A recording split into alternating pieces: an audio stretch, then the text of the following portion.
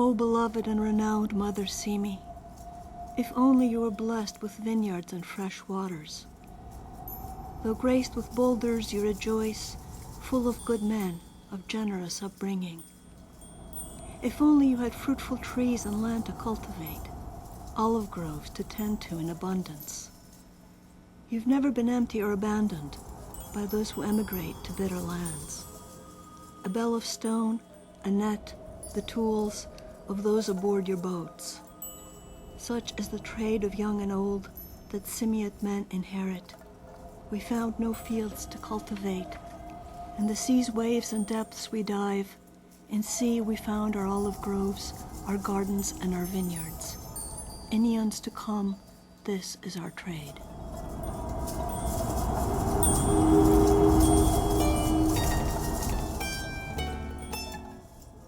One of the fascinating things about sponges is they have been of interest since ancient times, and you know what?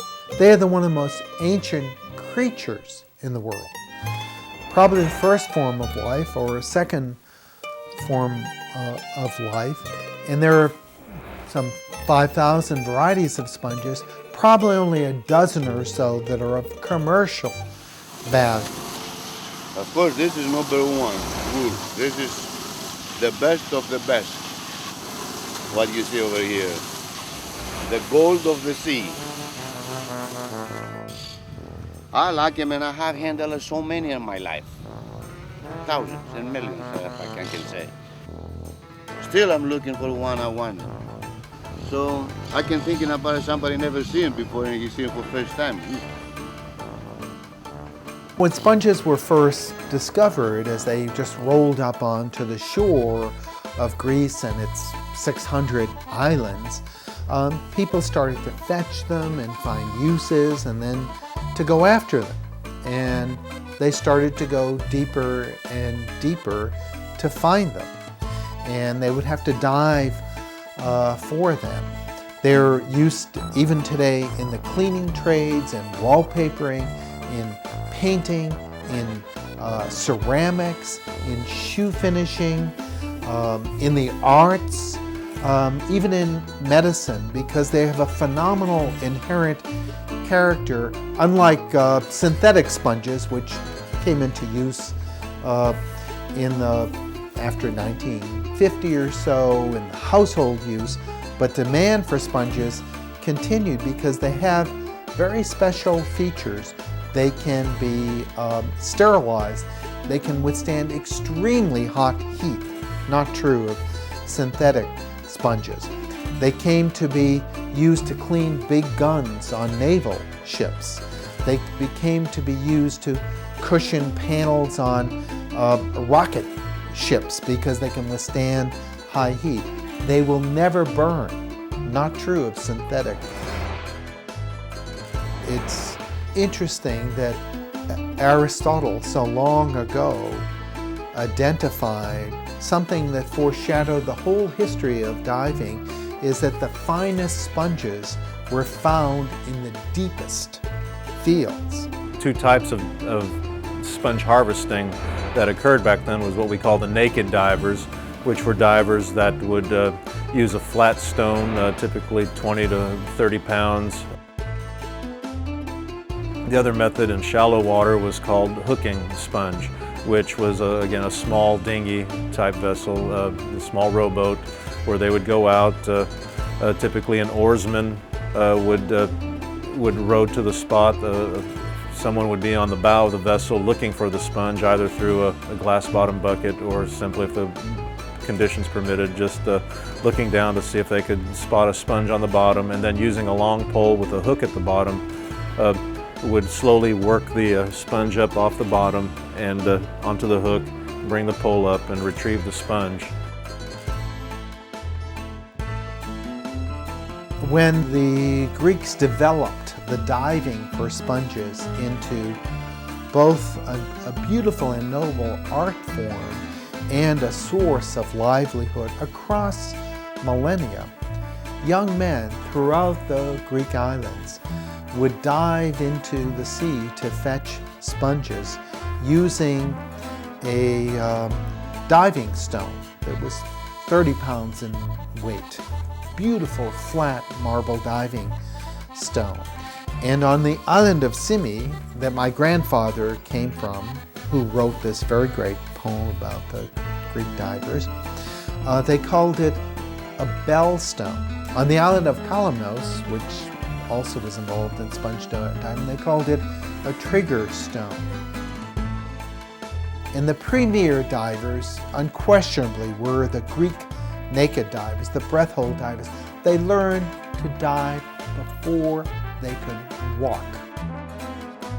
They came to know the alpha and omega of the breath hold dive. They could descend to 40, 50, 60, 70 meters of depth into the sea, holding their breath. The reason they were called the naked divers is young men in Greece would doff their clothing and dive into the sea, and it would speed their descent. It's a way to reduce drag.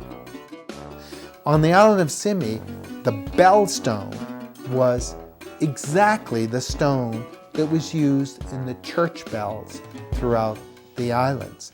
It had a hole that attached itself to the bell, and another one that the priest of the island would use to ring the bell. In the sea, one end was attached to a man above watching the diver descend.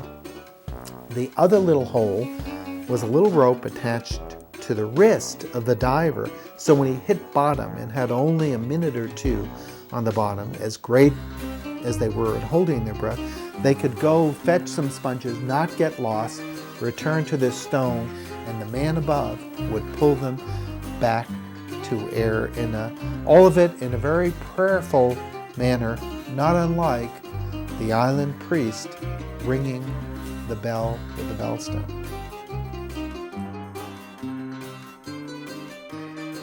And so the father would turn over this beautiful marble diving stone, the Bellstone, and you can see that for these breath hold divers across millennia, the attachment of the stone, the diving, the Bellstone, the church, their religion, their piety, all were nestled together here.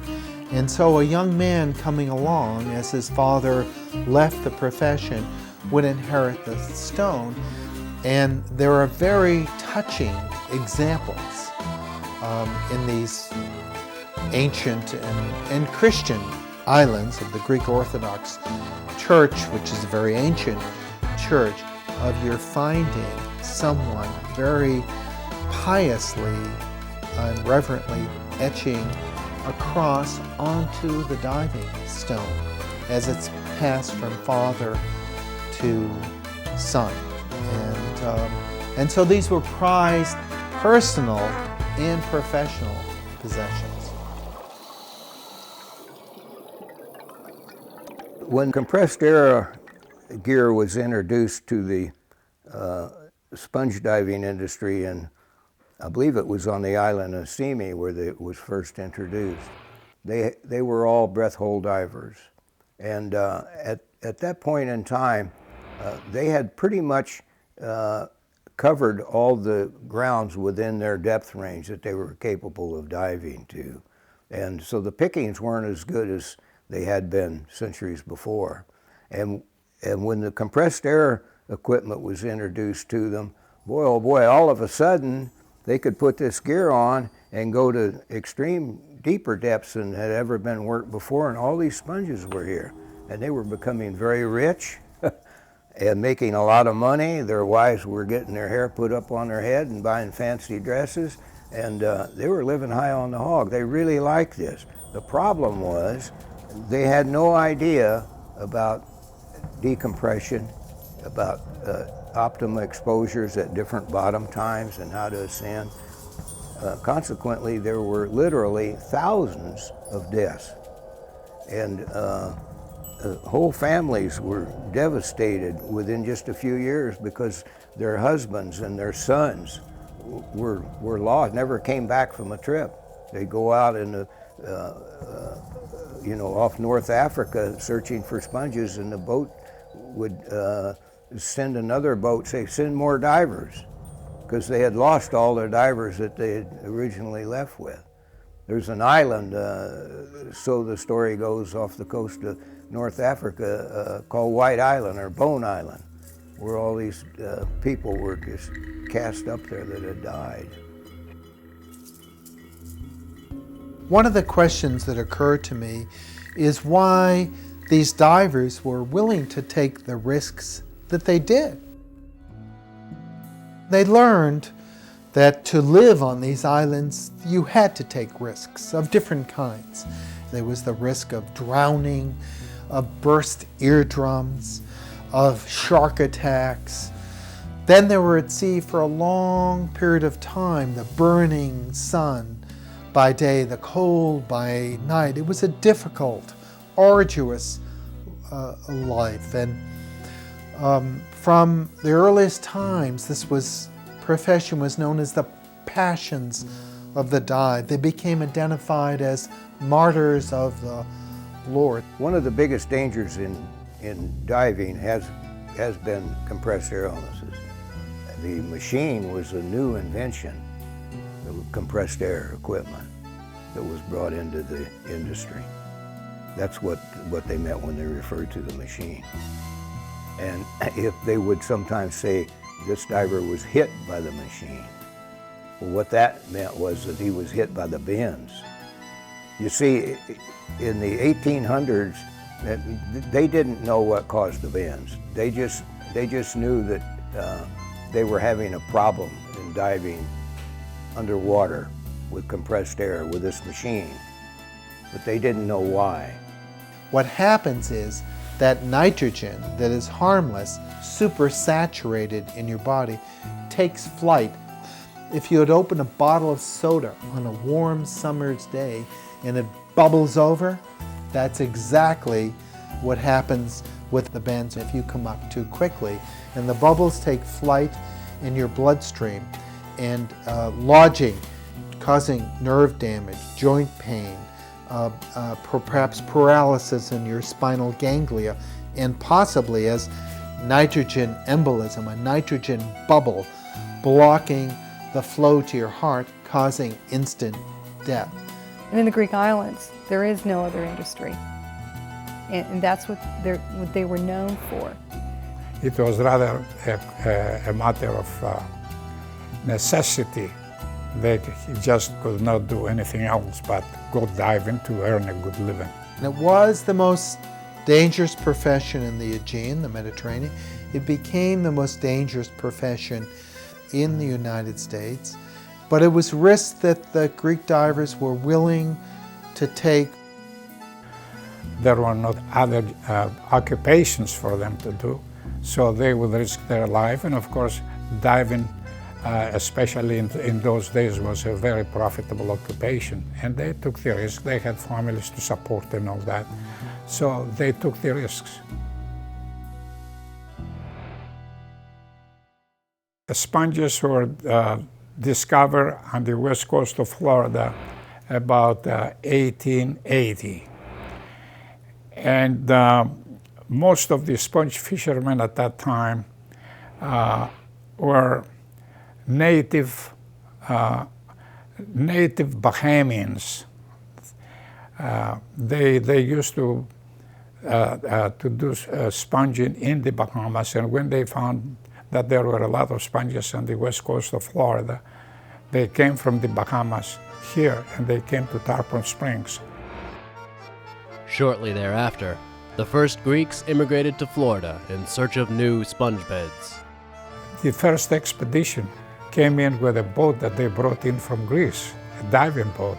The original diving boat came from Greece, and the divers came with it. They came from the islands of Symi, Kalymnos, Aegina, and Hydra. Those were the four main islands where the sponge fishermen came from. And they went out in the Gulf of Mexico, and of course, the minute that they went into deeper waters, they found an abundance of sponges. And that's when the rest of them from the Greek islands found out, then they started immigrating to Tarpon Springs, you know.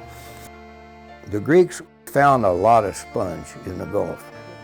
They were brought here by John Kokoris, who had been in the sponge business and had been dealing with buyers and processors, I believe, in New York, who had contacts with other buyers in Paris and places. So anyway, Kokoris brought over a couple of divers and some diving boats, as I understand it, to Tarpon Springs.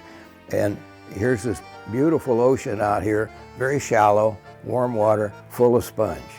And it didn't take long before hundreds of Greek immigrants started coming into Tarpon Springs to dive for sponges. The Greeks prospered in Tarpon Springs. However, it wasn't easy. The work was heavy and the diving dangerous, but there were fewer deaths in the Gulf than in Greece. In the Aegean, as they were searching for sponges, they went deeper and deeper and further away from home, such that they were often gone for 6 months a year, diving all along the northwest coast of North Africa, out to the Azores and the Balearic Islands off the coast of Spain. In the Gulf, they frequently were never more than 70 miles from home.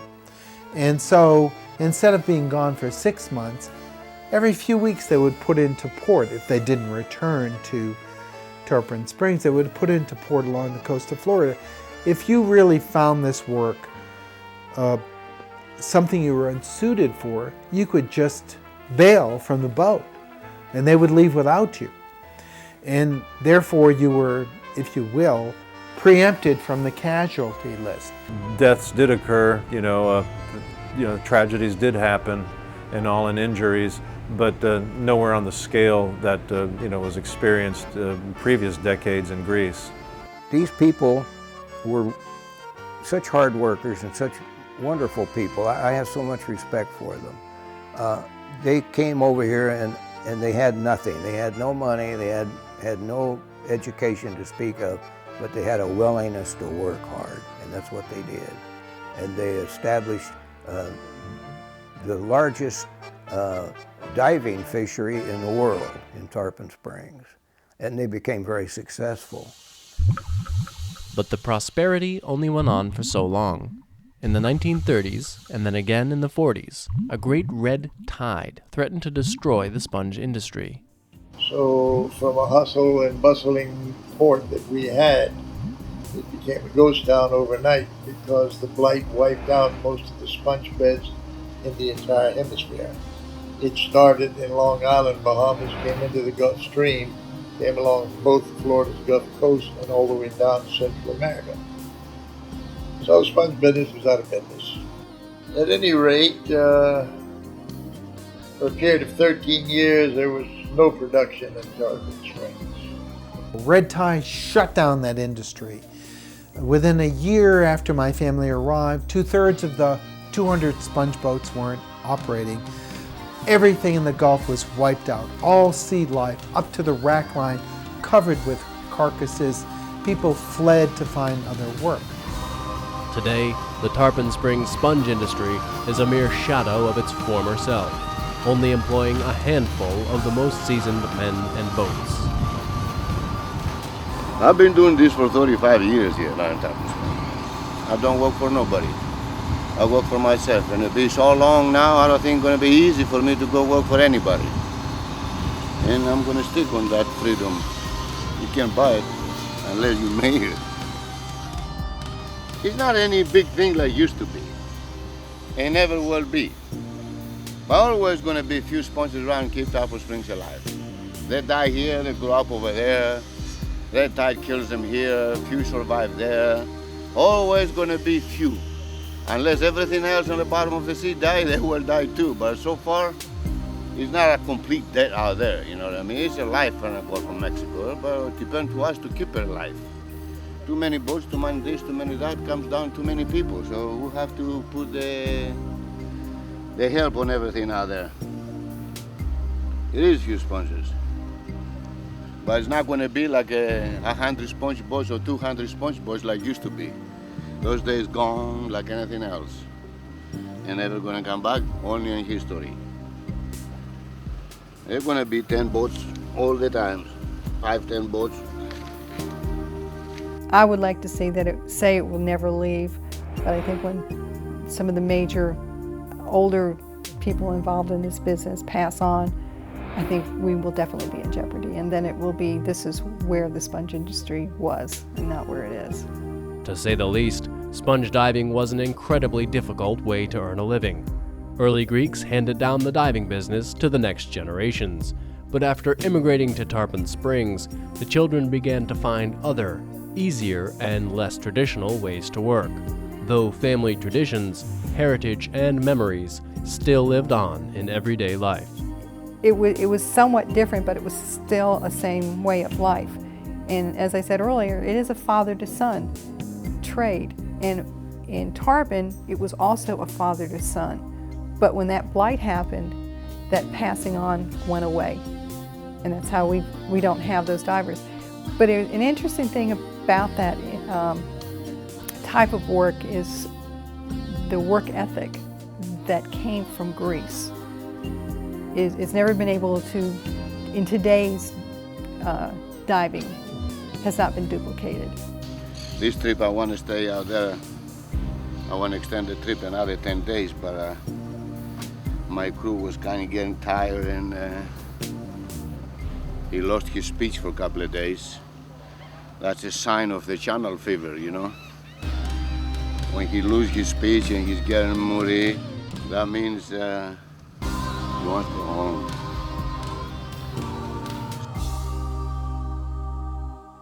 While priorities shift with each new generation, and day-to-day life has had to change to keep pace with modern lifestyles, the Greeks maintain threads of the old culture in the modern world by understanding and sharing the legacies that have been handed down from the older generations.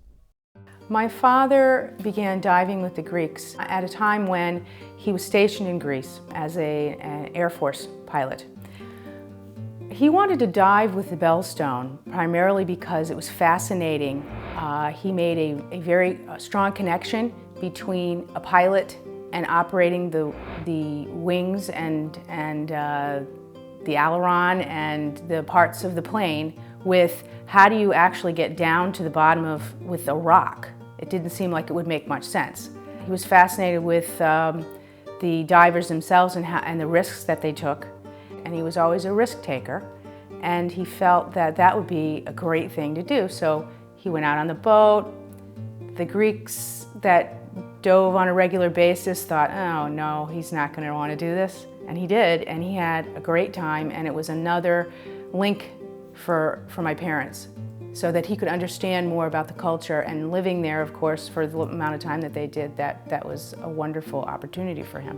While living in Greece, Persephone's father and mother were entrenched not only in Greek culture, but in Greek sponge diving culture. In this day and age, it's difficult to keep the culture as a third generation alive. And then when you have children whose yaya and papu are no longer around, it's a challenge. And we get a lot of help from our church. The Greek Orthodox Church has, for the most part, remained real to and true to how they were hundreds of years ago.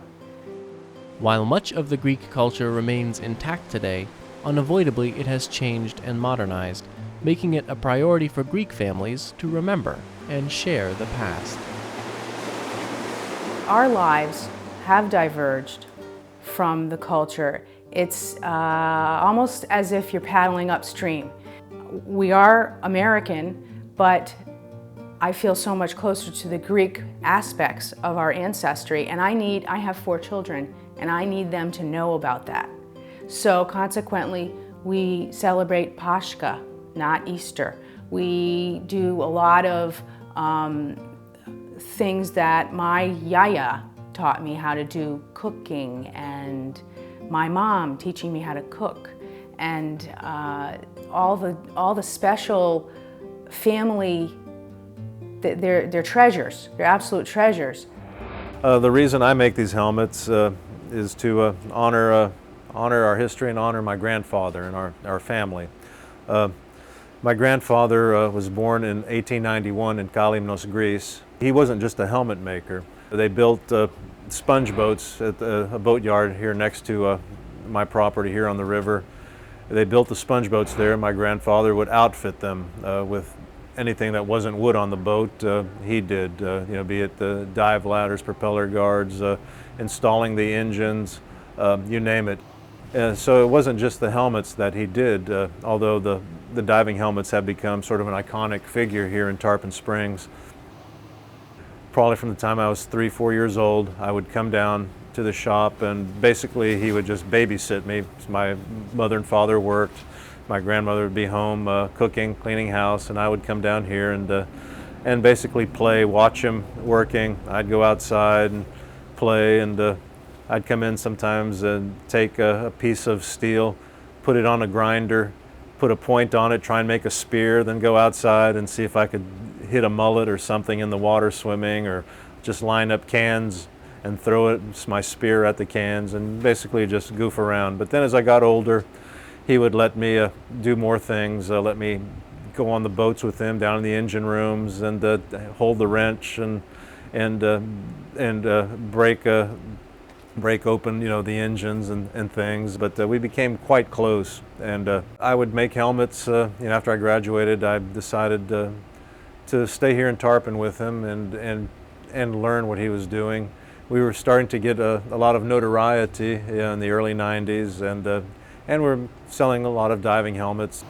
Nick's grandfather passed in 1992 at 101 years old, leaving behind his legacy.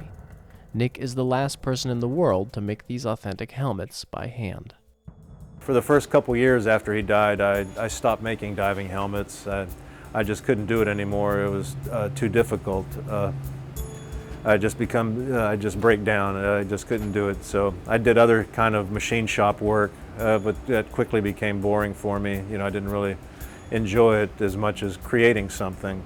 So a few years later, I decided, you know, that I would make helmets, and I would make them look the way that I wanted them to look, in the fashion, you know, in a style that I felt pleased me.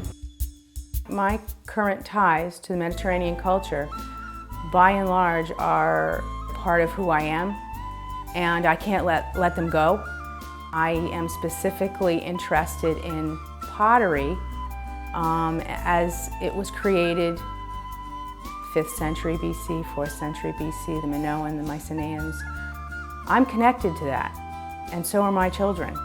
And having the opportunity to do pottery in that style, the challenge. Here we are so technologically amazing, we're really not. We can't duplicate what they did then. Or if somebody can, I haven't figured out how. So I like to duplicate my pottery, and I focus on marine aspects of it. I love that time period. The irony can't be missed for me, having known that Dad dove with the Bellstone and pulled the sponges up and went through the whole process. And here I am pulling up pots with the natural sponge, because you know, you have a sponge on the inside of your pot, sponge on the outside of your pot. Synthetic just doesn't cut it. You've got to have the real thing. The thought of him pops into my mind when I'm actually pulling the pot up and I'm looking at the sponge and the cool way that it just absorbs all the water. It's perfect. It's just perfect, and it helps me do what I like to do. I never had any intention to write a book about the Greek sponge divers. I actually had not the remotest interest. But in my possession had been this poem that my grandfather wrote. And my father would speak of it lovingly. I had no interest. I grew up as an American kid in Boston. My father would talk about it. I would backpedal out the kitchen door, headed for the outfield. You know, I couldn't care less. At Brandeis, after a number of years, after my parents died, I had this poem, which had been published in the US, not in Greece, because my grandfather died way too young, at age 38, a few months after writing this beautiful epic poem, which is a national treasure of Greece. But I just want to know a little bit about my grandfather. That's all I wanted to know. So I brought the poem to Olga Brumis at Brandeis, where I worked. I've been director of admissions there across a quarter century. Olga was raised in Greece. She wrote her poetry in English. The only non-native speaker of English ever to win the Yale Younger Poets Award, one of the major translators of one of the Greek Nobel laureate poets. And I said, Olga, could you tell me a little bit about my grandfather? She came back to me and said, this poem is deeply beautiful. It's a national treasure of Greece. And so that set me off on a great journey where I actually learned enough Greek to function in the islands. I read everything in English and went to Greece and followed the story to the Aegean. I followed across 5 continents. And that's the reason that I came to write the Bellstone, is that there was an incredible story to tell. It's interesting, in the United States, where I live and grew up, when we have a political problem or an economic problem, the first thing we do is put a reporter on the case. This is not so for the Greeks. To become a true event, they put a poet on the case. Throughout the history of Greece, anytime there has been a catastrophe, the loss of Constantinople to the Ottoman Turks, whatever it is, there's a poet on the case that makes it a true and real event. My grandfather was the poet of this catastrophe, of the transition from the noble art of the breath hold diver to the modern era of the machine diver, of the wealth that came, but the enormous sacrifice and tragedy and death and catastrophe that occurred. And he wrote a long 22-page epic poem. It was an extremely Greek response to a political and an economic and an event and a human tragedy.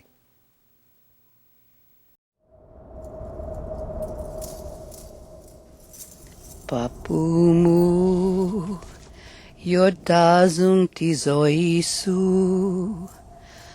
Παππού μου, πως ζηλεύουνε το νου σου. Αγαπούσες τα παιδιά που πεθαίναν στα νησιά. Τι θα κάνεις, δεν ακούσαν. Τα βάστηξες στην αγκαλιά και σου σπάσαν την καρδιά. Τι θα κάνεις, δεν ακούσαν. Παππού μου, από τόσα μυστικά έχεις γράψει ομορφιά και ακούσανε, παππού μου.